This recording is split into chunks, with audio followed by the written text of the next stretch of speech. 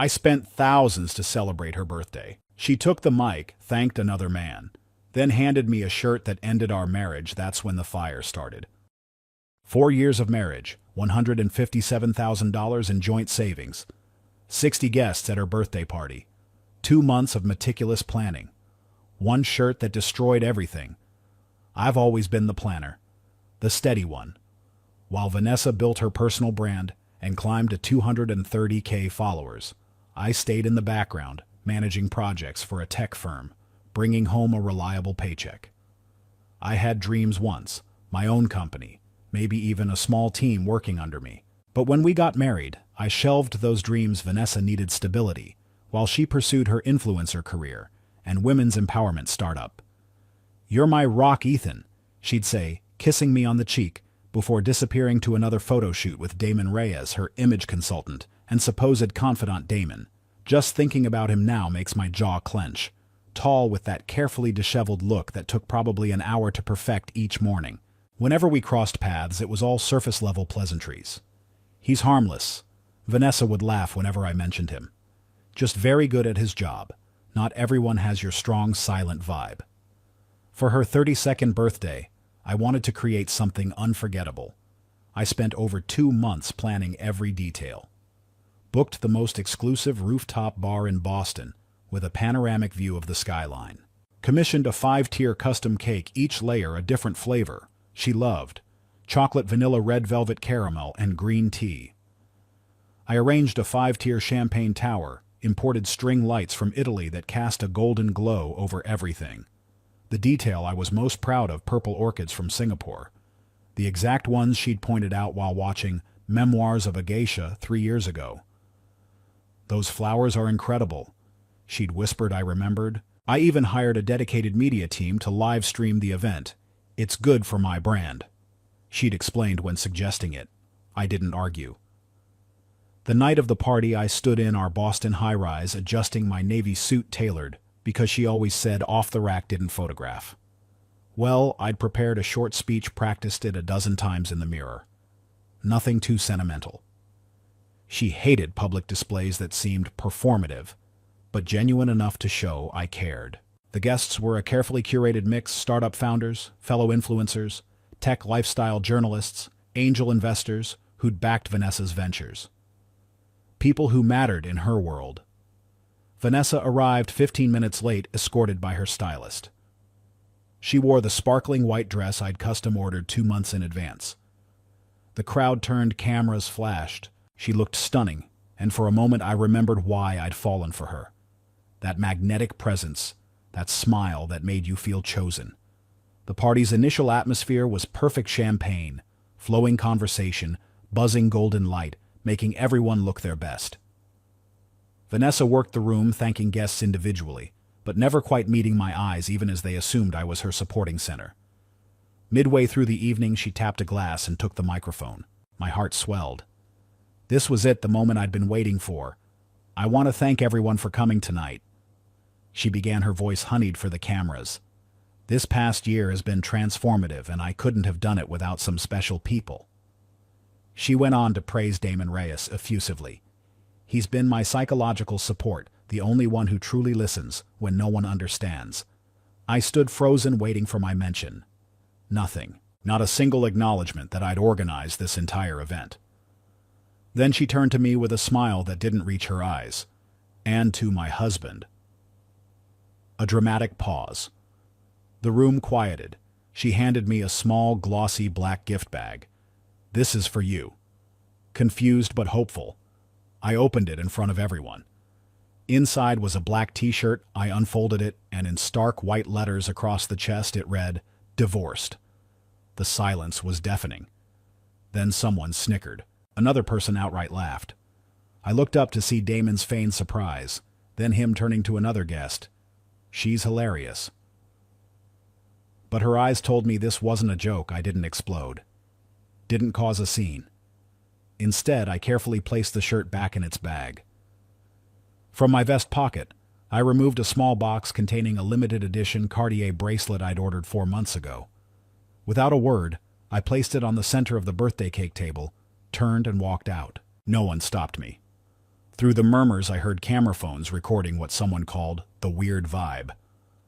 I was halfway to the parking lot when my phone buzzed. Unknown number. You should check the drawer under her vanity from last week. There's something she's hiding from you. I stopped dead in my tracks as the wind picked up. Turning, I looked back at the rooftop, its lights still twinkling in the distance, oblivious to how my world had just imploded. I didn't remember driving from the rooftop venue. My hands must have turned the wheel, my feet working the pedals. But my mind was somewhere else, entirely suspended in that moment, when I'd unfolded the black t-shirt with "divorced" sprawled across it in stark white letters. The Boston skyline blurred through windshield-warped streetlights as I drove on autopilot through the city. I couldn't go home.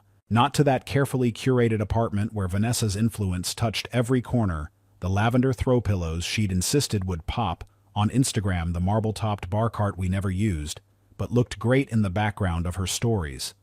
Even the goddamn temperature was set to her preference. Instead, I found myself turning down a familiar street in Somerville, parking outside the faded 3-story building where Theo Grant lived. Theo, my college roommate, the guy who'd seen me through finals breakdowns and my awkward first forays into adult dating. Now a freelance photographer living the bachelor life I'd once traded for the promise of building something lasting with Vanessa. I sat in my car for 20 minutes, hands still gripping the steering wheel, before finally texting him, "You up?"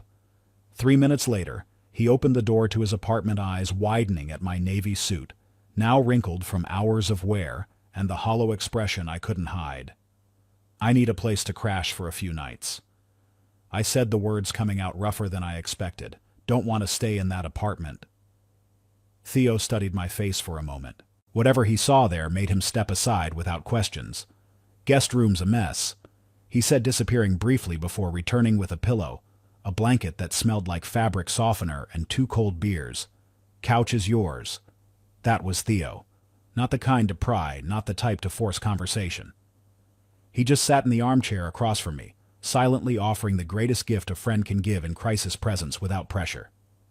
At 2 a.m., I finally spoke the beer, long warm in my hand. She gave me a "divorced" t-shirt at her birthday party, in front of everyone. Theo's eyes narrowed slightly, the only indication he felt anything at all. "The party you spent 2 months planning." "Yeah," I laughed, a brittle sound. "That's the one. We sat until dawn broke, talking sporadically. I told him about the orchids from Singapore, the champagne tower, the custom cake. He listened, offered another beer, and didn't try to fix anything. By 5 a.m., I'd turned off my phone, completely needing the silence like I needed air. Sleep came in fits and starts on his lumpy couch that smelled faintly of pizza and cologne. For the first time since my early 20s, I woke up without having checked my phone for messages or emails. The stillness felt like a luxury I'd forgotten existed. But by noon the next day, curiosity and a morbid sense of responsibility made me power up my phone. The notifications came like a digital avalanche, 157 missed calls from Vanessa, 14 text messages each longer than the last, evolving from confusion to irritation to pleading. 8 emails with increasingly desperate subject lines. "It was a joke. Why are you overreacting? Please respond. We need to talk." I scrolled through them with detached fascination, like watching a movie about someone else's life. One text particularly caught my eye.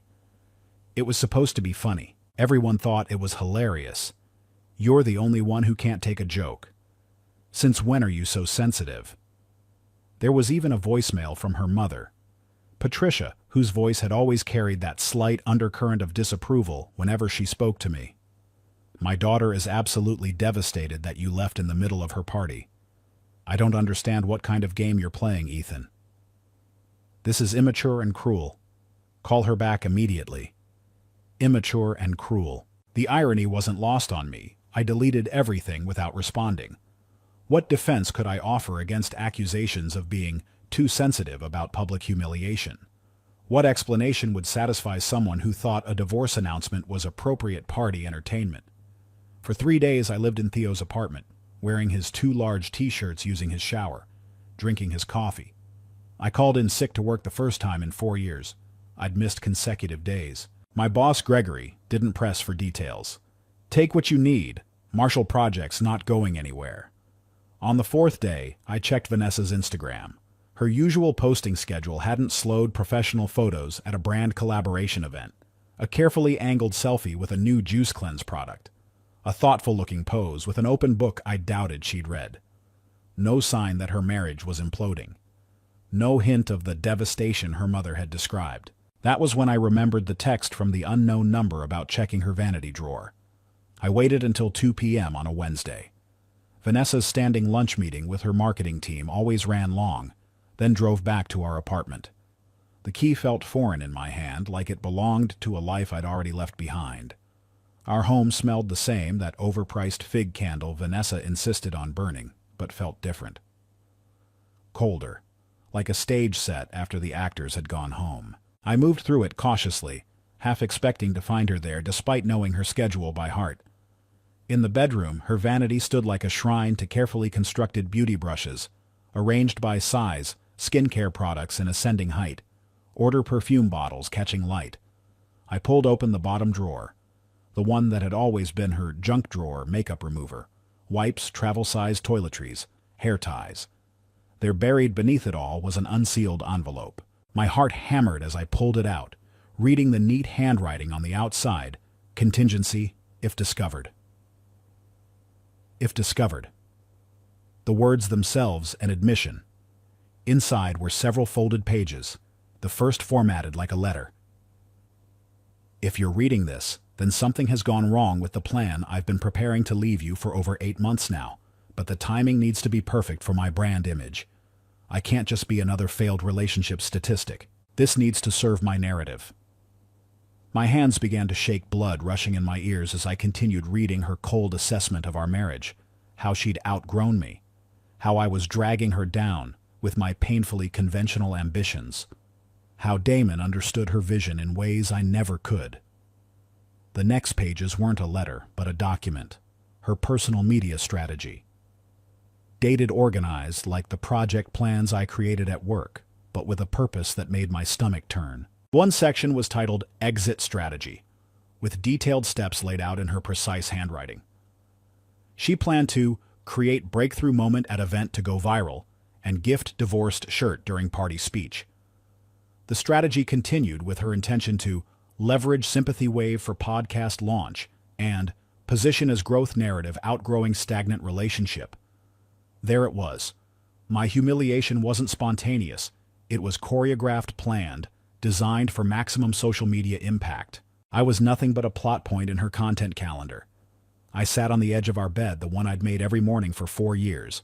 Hospital corners, just how she liked and felt something hollow open up inside me. Not heartbreak, not even anger. Something colder, emptier, more calculating. That night back at Theo's, he finally shared what he'd been holding back. Listen. He began, his voice unusually cautious as he handed me another beer. I didn't want to pile on when you were already dealing with all this. But there are things I've seen that didn't sit right. Like what? The beer tasted bitter. A few months ago, I was shooting a corporate event near that creative studio complex in North Boston. I saw Damon driving Vanessa's old SUV. You know, the gray one she said she sold last year. My jaw tightened. Go on. And one night, maybe 6 weeks ago, Damon posted an Instagram story. It was only up for maybe 10 minutes before it disappeared. But I'm pretty sure it was taken in your living room. I recognized that weird copper lamp thing. The copper lamp. A wedding gift from Vanessa's aunt. We'd argued about it. I thought it was gaudy. She insisted it had character. Why didn't you say anything? I asked, though I already knew the answer. Theo shrugged, discomfort etched across his face. Honestly, I figured there was probably some innocent explanation. They worked together. Maybe they were planning something for her brand. I didn't want to create problems when I wasn't sure. But there was no innocent explanation. There never is when trust is broken. The next morning I logged into our joint bank account. My methodical nature the same, boring attention to detail. Vanessa had apparently grown to resent, now served a new purpose as I scrolled through transaction after transaction, creating a spreadsheet as I went. There they were, multiple payments to Reyes Consulting LLC from our shared account money I earned, that I contributed 70% to each month. Thousands of dollars I never authorized, never even knew about. I kept digging, downloading statements from the past year. Then I found an invoice for Vanessa's birthday party, the one I thought I'd meticulously planned myself. The organizing entity listed Reyes Consulting LLC. I'd paid for Damon to plan the party, where my wife would humiliate me. I printed everything. Bank statements, invoices, screenshots, and placed them in a folder. On the tab I wrote, Clara Mendez, the name of a divorce attorney someone at work had mentioned months ago when discussing their own separation. Funny how the mind remembers things we don't even know we'll need. Before leaving the apartment one last time, I stopped to straighten the wedding photo on the wall, a habit 4 years in the making. As I adjusted the silver frame, something fluttered out from behind it. A photograph hidden in the most obvious place, knowing I was the one who always straightened the frames. The picture showed Vanessa and Damon sitting close together on a terrace overlooking the ocean in Malibu. Both wore identical white hotel robes, glasses of wine in hand, laughing at some private joke. I recognized the resort's logo on the robes, the exact retreat Vanessa had insisted was women only just 2 months ago, a chance to network with female founders. She'd said, "No, Instagram husbands allowed," she'd joked. I laughed, a cold, hollow sound I barely recognized as my own. Standing up straight, I walked to the window and looked out at Boston's skyline as night descended on the city lights, flickering on in office buildings and apartments, where 1,000 other ordinary dramas were playing out. "You picked the wrong man to betray Vanessa," I whispered to the empty apartment. The morning after discovering the hidden photograph, I called Clara Mendez. Her name had circulated in hushed tones around my office. The attorney you hired when you needed not just a divorce, but a scorched earth victory. 3 colleagues had used her services, and all 3 had walked away with more than anyone expected. Her office was in a converted brownstone in downtown Boston, more modest than I'd anticipated. No marble columns or pretentious artwork, just clean lines, organized shelves, and a reception area that smelled faintly of lemon polish. The message was clear. Your money goes to legal expertise, not decorative excess. Clara herself matched her office, economical in movement, precisely dressed in a charcoal suit, her silver-streaked black hair pulled back in a severe knot. I placed her around 45, though her eyes carried the weight of thousands of betrayals witnessed secondhand. "Mr. Marshall." She didn't offer her hand, just gestured to the chair across from her desk. "Tell me everything chronologically. Start with your marriage date, end with why you're here." For 40 minutes I laid it all out. The birthday party preparations, the divorced shirt, the unauthorized bank transactions, the strategic marketing plan for our separation. The hidden photograph I finished by sliding the folder of evidence across her desk. Clara didn't take notes. She just listened, her gaze steady and unblinking. When I finished, she opened the folder, flipped through it with practiced efficiency, then closed it with a decisive snap. "Your wife," she said, her voice as crisp as autumn leaves, made 3 critical errors. First, she documented her intentions. Second, she misappropriated joint funds. Third, she publicly humiliated you with witnesses and video evidence. She almost smiled. Almost. I appreciate clients who bring me cases with such clear advantage. She turned to her computer, fingers flying across the keyboard. "I'm preparing an emergency order to freeze your joint accounts. Will demand all financial records pertaining to Reyes Consulting LLC from your bank." She glanced at me. "Did you leave your name on any accounts she can access?" I nodded. "The joint checking and savings. We'll fix that today." More typing. "I'm also drafting a notice giving her legal team 72 hours to respond before we file for divorce on grounds of emotional cruelty and financial misconduct. Will that work?" I asked. Clara's eyes narrowed slightly. "Mr. Marshall, do you want justice or comfort?" "Justice," I said without hesitation. "Then stop asking if things will work. Nothing works in divorce, you just position yourself to lose less than the other party." She handed me a stack of documents. "Sign these. Initial, here, and here. We strike first thing tomorrow." When I returned to my apartment the next day, Vanessa's things were gone. Not everything, of course. That would have required actual effort on her part. She'd taken her clothes, her electronics, her expensive skincare products. But she'd left behind smaller items, trophies of her imagined victory. perhaps like her collection of self-help books with titles like Unleash Your Authentic Voice and Break Free from Mediocrity. The irony wasn't lost on me. Most prominently, she'd left a framed motivational print on the wall, "She who dares wins." I took it down first, letting the glass shatter satisfyingly in the trash bin. Over the next week, I systematically erased her presence from the apartment. The purple silk curtains she'd insisted on claiming they created the perfect lighting for morning selfies came down, replaced with simple charcoal blinds. I gathered all 15 of her decorative throw pillows, 15 stuffed them into contractor bags and dropped them at Goodwill. I discarded the Instagram-worthy copper lamp, the artisanal coffee table books she never read, and the overpriced scented candles that had always given me a headache. In their place, I ordered a deep gray leather armchair, a walnut desk where I could actually work, and hung a world map with pins marking places I'd never been but suddenly wanted to see. The apartment began to reflect me, simpler, more functional, but with a deliberate aesthetic that felt like coming home to myself after years of living in someone else's curated space. The final discovery came when I opened our small safe to retrieve important documents. There, filed neatly among insurance papers, was the title to my car, the one I'd purchased 2 years before meeting Vanessa. But paperclipped to it was a transfer authorization form, with my forged signature giving Damon Reyes permission to use the vehicle. The date on the form, 1 week before her birthday party. They'd planned everything.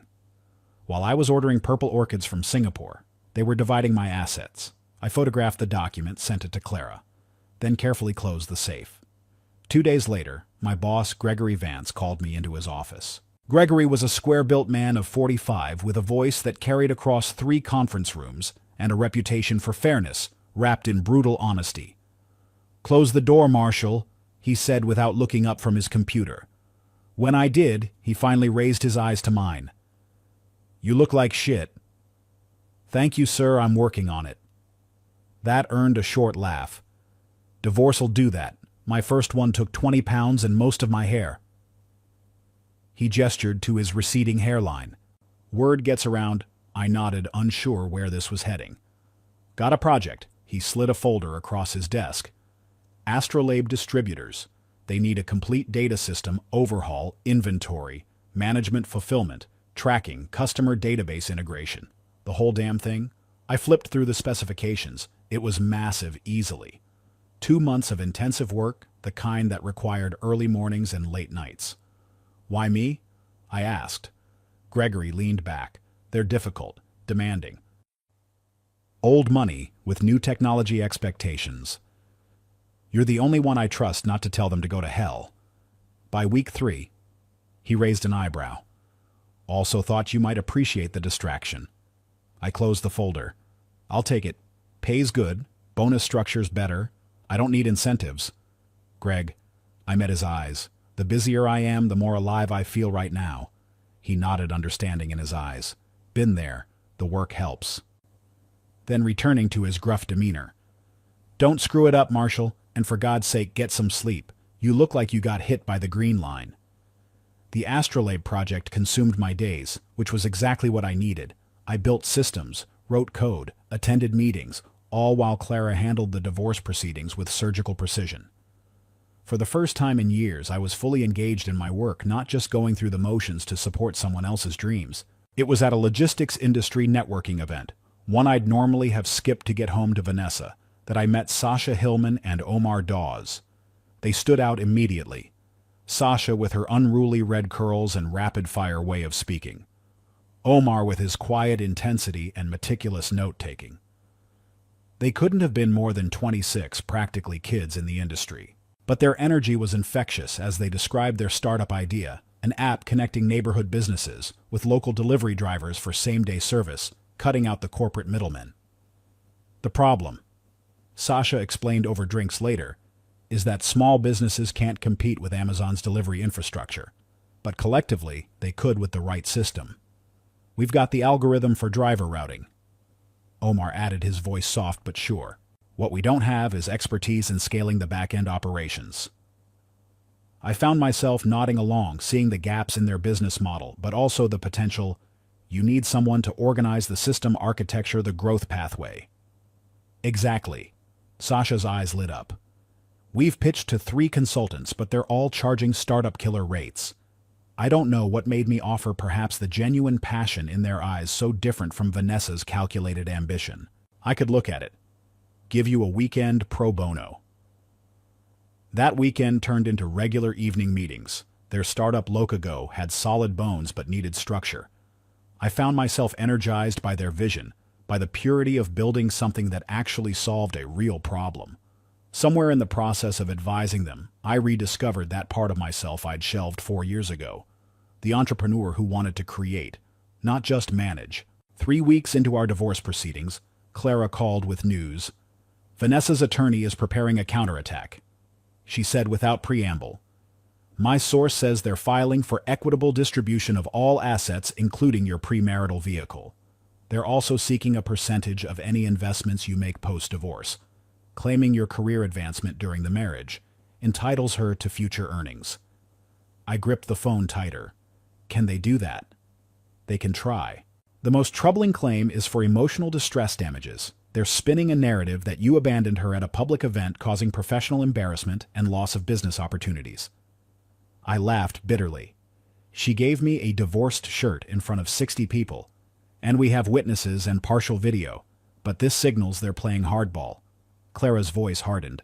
I recommend we preemptively file our petition with all evidence of public humiliation attached. We control the narrative that way. Do it. I said, whatever it takes. That evening, while working on a prototype for Locago's user interface, my phone buzzed with a text from Sasha. Check your email. Found something you should hear. The audio file was poor quality, clearly recorded surreptitiously, but Vanessa's voice was unmistakable. As soon as the podcast hits top 50, I'm going public with the Ethan split.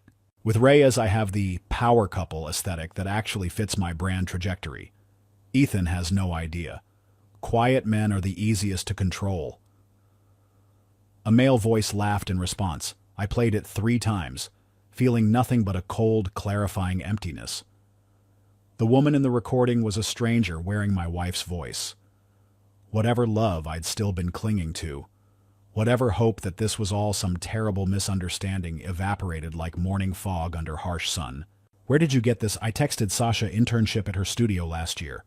Came the reply, recorded it because she was talking about manipulating analytics. Never thought it would matter until I met you. I forwarded the file to Clara, immediately adding it to our growing arsenal. Then I stepped out onto my balcony, 14 floors above Boston's gleaming streets. The city pulsed with light and movement below. Indifferent to my small drama playing out among millions, my phone pinged with an email notification from an address I didn't recognize. No subject line, just a message. You should check the surveillance footage from the rooftop that night. There's a scene she doesn't know was captured. I stared at the screen, wondering who was feeding me information and why.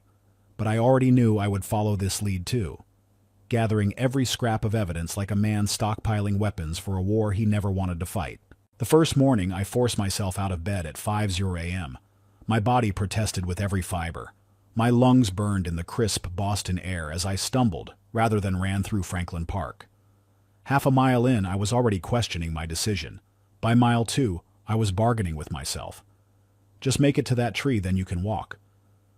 But I didn't walk. I pushed through until I completed the full 3 miles, then collapsed on a bench, my breath forming clouds in the early morning light.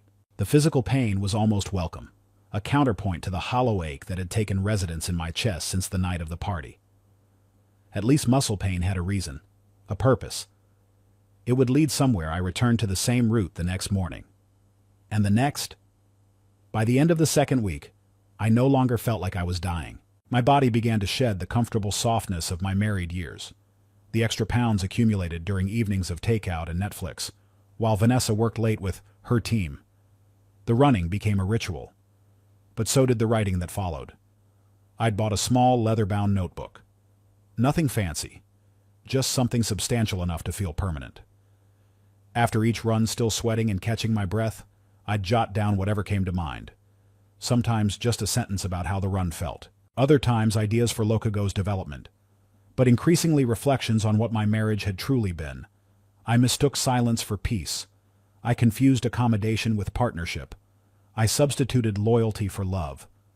Those early morning hours became my reconstruction zone, rebuilding my body through exertion, my mind through reflection. No one to perform for no audience to consider. Just the raw materials of myself being slowly, painfully reformed. One particularly sleepless night with the Astrolabe project files still open on my laptop, I opened a new document and began typing what I couldn't say aloud. I spent thousands to celebrate her birthday. She took the mic, thanked another man, then handed me a shirt that ended our marriage. That's when the fire started. I didn't include names. Didn't mention specific details that could identify anyone. Just the simple, brutal facts of that night, followed by the aftermath of discovery. The weightlessness of realizing your entire relationship was built on performance rather than connection. On impulse, I created a free anonymous blog and posted it under the title 157 Missed Calls, a reference to the notifications I'd received that first morning after I didn't share it. Anywhere, didn't expect anyone to read it. It was digital therapy. Nothing more. A week later, I checked back to find 48,000 views and 370 comments. They flooded in from everywhere, men and women sharing their own stories of betrayal, of discovering their partner's elaborate deceptions of the moment when trust fractured beyond repair. They called me Survivor, the Awakened, the one who escaped the hell of blind loyalty. Their experiences echoed mine with eerie similarity, the disbelief, the second-guessing, the slow erosion of confidence. "You put words to what I couldn't express," wrote one commenter. "I thought I was crazy for thinking my love had been weaponized against me." I read every comment, sometimes responding with brief acknowledgments. These strangers understood what few in my daily life could: the particular grief of losing not just a partner, but your own narrative about your life together. Meanwhile, Locago was gaining momentum. The prototype Sasha and Omar had built was promising enough that I decided to invest $15,000 from my personal savings money that would have gone toward the anniversary trip Vanessa and I had vaguely discussed. It felt right to redirect it toward something with actual substance. My role evolved from occasional advisor to core strategist. I helped build out their team structure, established internal logistics protocols, and refined their pitch deck for potential investors. We began beta testing in Dorchester, partnering with local bodegas, bakeries, and bookstores.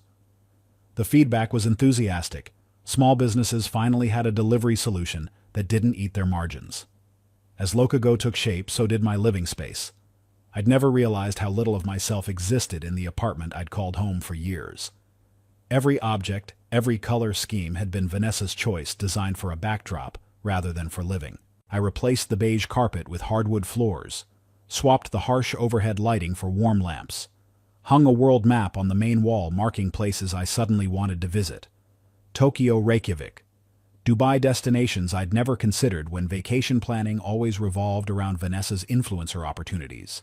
I set up a small workstation by the window where the city's rhythm could inspire rather than distract. And after much deliberation, I bought a guitar, the first I'd owned since I'd sold my old one 6 years ago, when we needed extra cash for the wedding photography Vanessa insisted on. The apartment transformed from a curated showroom into a genuine habitat masculine, without being austere simple, without being empty functional, without sacrificing comfort. For the first time, I looked forward to coming home. Lisa Harper, a mutual friend who'd attended the infamous birthday party, called me unexpectedly one Tuesday afternoon. "Thought you should know," she said without preamble. Vanessa lost her podcast sponsorship. Reyes took a job in Sweden and ghosted her. "I didn't ask for updates," I said, my voice neutral. "I know, but I'm giving them anyway." Lisa had never been one for social delicacy. The divorced shirt incident is resurfacing online. Someone compiled the video clips from the party. The internet has opinions, and they're not in her favor. I said nothing, but she continued. She launched a new podcast anyway, but the first episode got roasted. 80% dislikes. And Jennifer Keys, you know, the lifestyle influencer with the sustainable fashion line, she referred to Vanessa in an interview as a case study in how self-absorption and betrayal can burn a personal brand to the ground. I shouldn't have felt satisfaction. I didn't want it, but there it was anyway. A small cold comfort that justice sometimes emerged organically. Thanks for letting me know. I said, finally. You doing okay, Ethan? Like, actually okay. I considered the question. I'm building something new. I answered honestly. Several somethings, actually. One of those somethings took shape after a brainstorming session with Sasha for Locago's marketing strategy. She picked up my phone, scrolling through the blog that had now gathered over 200,000 views. You should turn this into a brand, she said. Make t-shirts like an answer to her divorced shirt. I laughed, but the idea took root. That night I sketched a simple design, a black shirt with a single word in clean white typography, rebuilt. The first order was just 50 shirts, an experiment. Nothing more. I modeled one for a photo, posted it on the blog, and included a link to purchase. They sold out in 48 hours. The second order of 200 disappeared just as quickly. Comments poured in from people wearing them. This is my armor on bad days, the shirt of resurrection, wearing my story with pride. Now, I hadn't intended to create a clothing line or a movement, but somewhere between the running, the writing, and the building, I'd stumbled into exactly that, a symbol for people reclaiming themselves after betrayal. Then came the email that changed everything. Mr. Marshall, on behalf of the Dubai Business Summit Organizing Committee, we would like to formally invite you to be our keynote speaker for the session, Rebuilding After Betrayal. Your blog and subsequent brand have resonated deeply with our attendees, many of whom navigate both personal and professional rebuilding phases. We will cover all expenses related to your participation. This is not merely a speech opportunity, but a voice for the millions who have found hope in your journey. We await your positive response.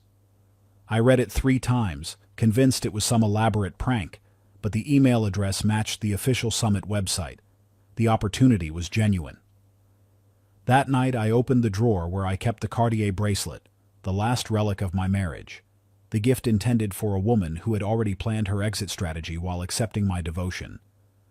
I ran my fingers over the box, feeling nothing but a clinical detachment. I smiled, a cold expression that would have been foreign to the man I was just months ago. The man who planned birthday parties with purple orchids flown in from Singapore. The man who believed silence and sacrifice were forms of love. That man was gone. In his place stood someone new. Someone rebuilt from the ground up, stronger at the broken places and finally completely awake.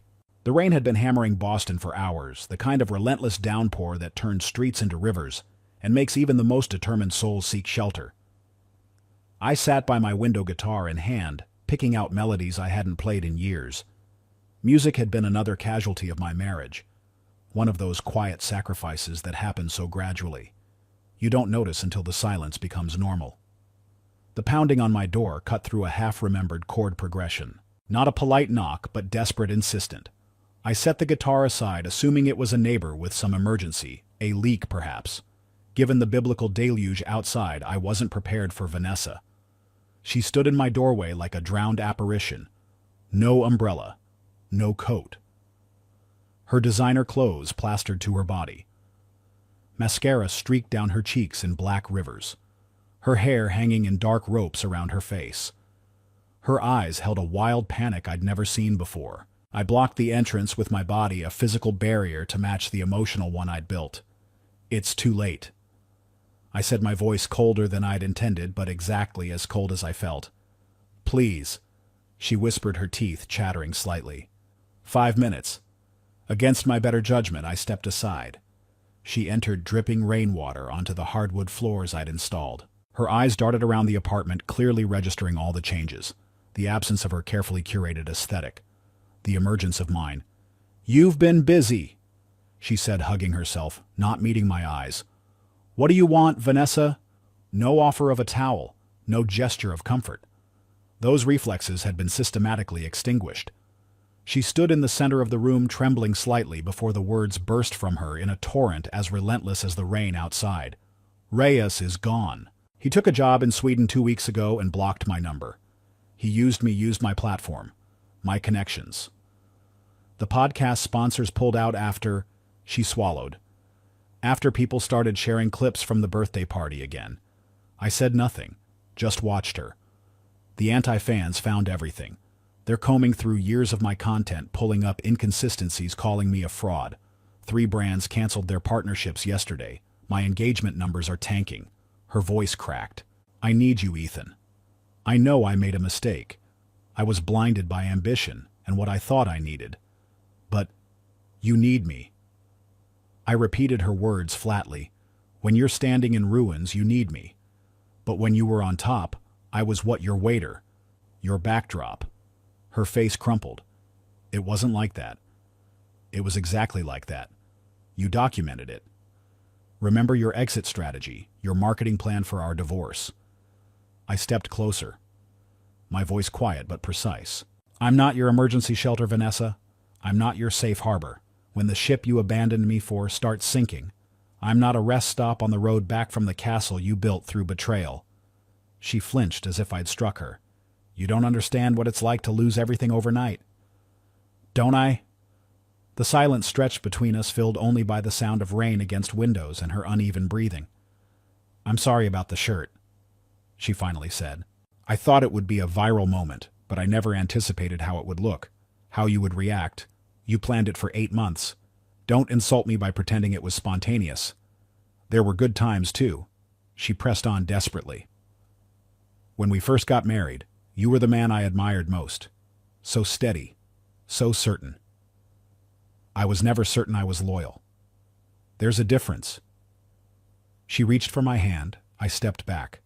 One chance, she whispered. That's all I'm asking. One chance to start over, to rebuild together. Before I could answer, she pulled an envelope from her wet purse, 4 pages of handwritten text, the ink already starting to blur from the damp.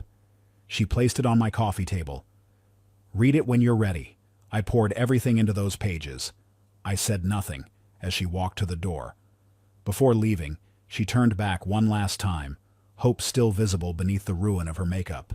When I didn't respond, she finally left the sound of her footsteps fading down the hallway. I didn't read her letter. I placed it unopened in the drawer with the Cartier bracelet, changing the security code on the lock before closing it. 2 days later, Locago received the news we'd been waiting for. The regional investment fund had signed off on our seed, round $2 million to scale operations. Sasha called me, her voice pitched high with excitement. We're funded. Full ask, minimal dilution, and they love the expansion strategy you designed. The celebration dinner that night was everything my marriage hadn't been: authentic. Joy, genuine collaboration, shared purpose. Sasha had brought champagne. Omar, usually so reserved, proposed a toast. To Ethan Marshall, from advisor to savior to head of strategic development. 8% equity isn't enough for what you've brought us. I raised my glass, feeling a warmth that had nothing to do with alcohol and everything to do with building something real. For the first time in years, I was contributing to something with substance, not just funding someone else's performance. The Locago app expanded to 5 northeastern cities within weeks. We hired 3 developers, a customer service lead, and a marketing coordinator. I found myself working 15-hour days and loving every minute. The business press started to notice. One of 10 startups to watch, according to Boston Business Journal. Meanwhile, the rebuilt brand was taking on a life of its own. After the blog hit 1 million views, I expanded the product line to include hoodies, notebooks, and stickers. Each item featured a different quote. I left with nothing but myself. They took me for granted. That was the last time. Divorced, no reborn. Followers started posting photos of themselves wearing the shirts at significant moments after signing divorce papers on the first day of a new job, celebrating a year of sobriety. They called it the uniform of those who were once considered backup plans. It wasn't planned as a business, but that's what it became, a symbol that resonated beyond my personal story. Lisa Harper kept me reluctantly updated on Vanessa's downward spiral. She's being sued for breach of advertising contract, lost over $90,000. Lisa reported during one of our infrequent calls. Her social following dropped below 50,000. She's been uninvited from 3 influencer conferences because of the negative association with the shirt incident. I didn't ask for these updates, but I didn't stop them either. There was a cold satisfaction in hearing about natural consequences unfolding without my intervention. Someone posted the full video from your birthday party on TikTok. Lisa continued, 8 million views in 3 days. They titled it, This is what self-sabotage looks like. The comments are brutal. I changed the subject, uncomfortable with how closely her fall aligned with my rise. I hadn't orchestrated her downfall. Hadn't needed to. She'd built her own pyre and lit the match herself. Gregory Vance stopped by my desk one afternoon. His perpetual scowl slightly softened. "You've been noticed, Marshall," he said without preamble. "Got a call from the organizers of Men Who Built Again International Speaker Series. They want you for their Boston event." I looked up from my screen. "Me why? Don't play dumb. Your blog, your shirts. That startup you're advising. You've built a narrative people relate to." He dropped a business card on my desk. "Call them. Could be good for your career trajectory here too." The media requests started coming in steadily after that. A respected podcast invited me for an interview. The host asking pointedly, "Do you consider this a victory, your rise against her fall?" I considered the question carefully before answering, "No. This isn't about winning. It's about living again. And this time, I'm not living for anyone else." The quote was picked up by several publications. Someone even made it into a graphic that circulated online. I was called the coldest, most inspiring storyteller of pain on the internet by a popular men's magazine. All of this still felt surreal as I packed for Milan, my first international speaking engagement before heading to Dubai. On my sofa lay a black t-shirt with "Rebuilt" printed across the chest. Now the uniform of my new life. My phone pinged with an email notification. The subject line made me freeze. "Netflix proposal 157 missed calls, limited series." The message was brief but clear. Netflix wanted to adapt my blog into a 6-episode limited series. They requested a meeting after my speaking tour. I stared at the screen, thinking of the journey from that rain-soaked night when I'd driven to Theo's apartment hollow, and betrayed to this moment, standing in an apartment I'd rebuilt with a career I'd reconstructed, and a story that had somehow become greater than myself. The universe, it seemed, had a peculiar sense of justice. I hadn't sought revenge, I'd simply rebuilt, and somehow that had become the most devastating response of all. Milan welcomed me with crisp autumn air and a sky so blue it seemed artificial. The conference center stood like a gleaming monument to modern architecture, all glass and smooth curves against the backdrop of the city's classical beauty backstage. I could hear the murmur of 800 people filling the auditorium. My heart should have been racing, but instead I felt an unusual calm. The journey that had brought me here from humiliated husband to keynote speaker had burned away any fear of public judgment. 3 minutes. "Mr. Marshall," the stage manager said, adjusting my microphone. When I walked onto that stage, the lights momentarily blinded me. As my vision adjusted, I saw them, hundreds of faces, some already familiar with my story, others about to hear it for the first time. Rebuilding After Betrayal glowed on the screen behind me. I took a breath and began. I was once a man who paid for a party where I became the joke. But 5 minutes after walking out, I had already reclaimed my entire life. The room fell into complete silence. Not the awkward kind, but the heavy stillness that comes when people recognize raw truth. For 18 minutes, I shared my journey from the birthday party to the discovery of the plan. From the darkest moments in Theo's apartment to the rebuilding of my identity. I didn't villainize Vanessa. Didn't need to. The facts spoke for themselves. The choice to continue is not a privilege. I concluded, it's a right one that exists regardless of what was taken from you. I rebuilt not because I had special resources or extraordinary resilience, but because I claimed that right. And so can you. The applause began slowly, then swelled until it filled the massive room. People rose to their feet, not the polite standing ovation of corporate conferences, but the visceral response of those who had glimpsed something authentic in a world of careful curation. Within 24 hours, the video of my talk had been uploaded to YouTube and crossed 3 million views. The hashtag #HearRebuiltMan trended in the global top 5 on Twitter. Comments flooded in from around the world in dozens of languages, all expressing variations of the same sentiment. This is my story too. Someone dubbed me Cold Phoenix, the bird that rises without fire, fueled by will alone. The nickname stuck, spreading across social media platforms, becoming attached to quotes pulled from my speech. Life accelerated after Milan Locago opened offices in Chicago and Philadelphia, with me overseeing the expansion strategy. The app's user base quadrupled in 6 months. Our team grew from 8 to 32. The 157 Missed Calls podcast series I'd launched broke into the top 10 on Apple Podcasts across North America. Each episode featured conversations with people who had rebuilt after various betrayals. Not just romantic ones, but professional, familial, financial. A publishing house approached me with a book deal. The working title: The Shirt, the Silence, and the Sprint, chronicling the night that ended my marriage, the quiet rebuilding that followed, and the unexpected race toward a new life I'd never imagined. Amid this whirlwind of success, Vanessa's email arrived like a ghost from another lifetime. I just want to see you one last time, not to ask for anything, just to see you doing well and to help me let go. I didn't read past the subject line. Didn't need to. Instead, I forwarded it to Clara with a simple note: check if this is some legal maneuver. Her response came within an hour: I'll handle it.